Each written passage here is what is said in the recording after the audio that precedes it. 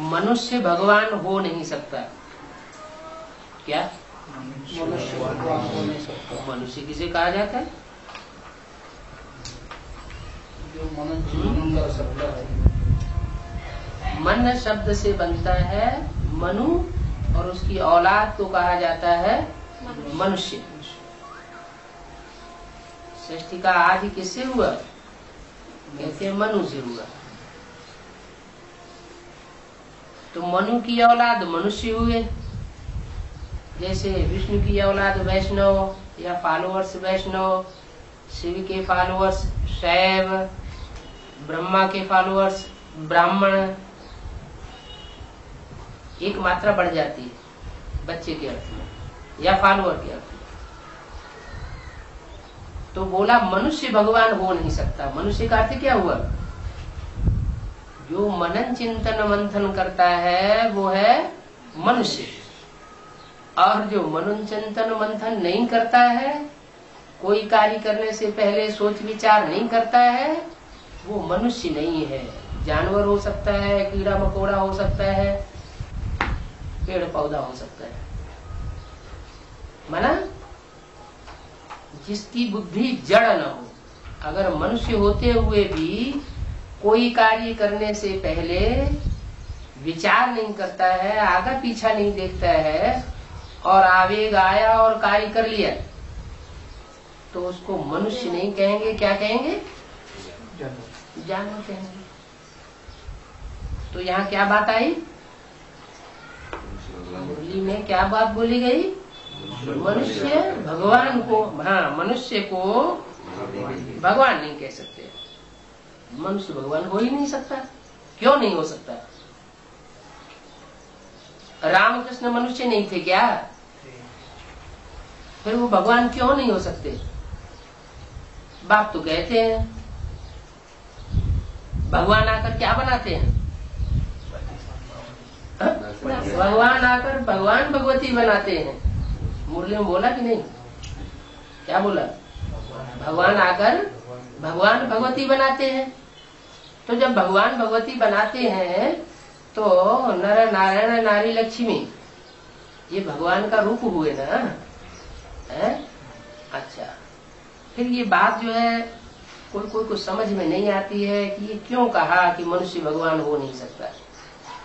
इसलिए कहा कि जब तक मनन चिंतन मंथन चल रहा है, ये सेकेंडरी स्टेज है याद की। क्या ये याद की फर्स्ट क्लास स्टेज नहीं है। ऐसी स्टेज हो जो बाप समान हो। हमारा बाप कौन है? शिव। हम आत्माओं का बाप है शिव। और शिव मनन चिंतन मंथन करता है क्या? उसको मनन चिंतन मंथन करने की दरकार है क्या? नहीं दरकार है। माना जब तक कोई मनन चिंतन मंथन करने की स्टेज, पशु से तो ऊपर उठ गया, मनुष्य तो है मनन चिंतन मंथन करता है, लेकिन मनन चिंतन मंथन करने की स्टेज से ऊंचा उठे और बीज रूप स्टेज में, निराकारी स्टेज में टिके। क्या निराकारी होगा तो निरहंकारी होगा। वाचा में निरहंकारी और कर्मेंद्रियों से कर्मणा में निर्विकारी। अगर ऐसा पार्ट बजाने वाला है तो वो भगवान हो सकता है। ऐसा लोग उल्टा अर्थ उठा लेते हैं कि मनुष्य भगवान हो ही नहीं सकता। अरे मनुष्य भगवान नहीं हो सकता तो भारतवर्ष में साकार और निराकार दोनों को भगवान मानते हैं या सिर्फ निराकार को भगवान मानते हैं? भारत में तो ग्रंथों में, वेदों में, शास्त्रों में लिखा है सगुण अगुण नहीं कछु भेदा। सगुण माने साकार, जिसमें गुण हो। बिंदी में गुण अगुण होंगे, बिंदी में ना गुण होगा ना अवगुण होगा, वो तो निर्गुण कहा जाता है। जब वो साकार शरीर में प्रवेश करे या आत्मा ही साकार शरीर में प्रवेश करे, मनुष्य की आत्मा ही साकार शरीर जब धारण करती है तब गुणी अवगुणी कहा जाता है। शरीर के बगैर गुणी अवगुणी का गायन थोड़ी हो सकता है। तो बताया कि मनुष्य भगवान नहीं हो सकता। माना जिसमें मनन चिंतन मंथन जब तक चल रहा है वो कब तक चलता है? मनन चिंतन मंथन तब तक चलता है जब तक मनुष्य आत्मा को अपने अनेक जन्मों के पार्ट का पता नहीं पड़ता है। तब तक उसका मनन चिंतन मंथन चलना चाहिए। नहीं तो बाबा क्या कहते हैं, आत्मा पार्टधारी है, अनेक जन्मों में अनेक चोले लेकर के पार्ट बजाती है, अनेक वस्त्र धारण करती है, लेकिन अगर आत्मा को अपने पार्ट का पता ही न हो तो आत्मा बेवकूफ हुई। मुरली में बोला कि नहीं बोला? तो बेवकूफ कहो, जानवर कहो, बुद्धू कहो, बात तो एक ही हुई ना। माना ज्ञान, ईश्वरीय ज्ञान जो है वो मनुष्य की बुद्धि को गतिशील बनाता है। जो बुद्धि विकारों को भोगते भोगते पतित बन गई, जामड़ी हो गई, देह दृष्टि वाली हो गई, देह में रमण करने वाली हो गई, देह तो जड़ है ना, 5 तत्वों का पुतला है, ऐसी बुद्धि को वो गतिशील बनाए देता है, मनन चिंतन मंथन वाला बनाए देता है। ये सेकेंडरी स्टेज हुई याद की। कैसा मनन चिंतन मंथन? श्रीमत के अनुकूल हो। क्या? जैसे बाबा चाहते हैं कि शुभ संकल्प करो, दुष्ट संकल्प न करो, तो अपनी आत्मा के अनेक जन्मों का मनन चिंतन मंथन करना, और अपने से जो नजदीक है उनका तो स्वतः ही पता पड़ जाएगा।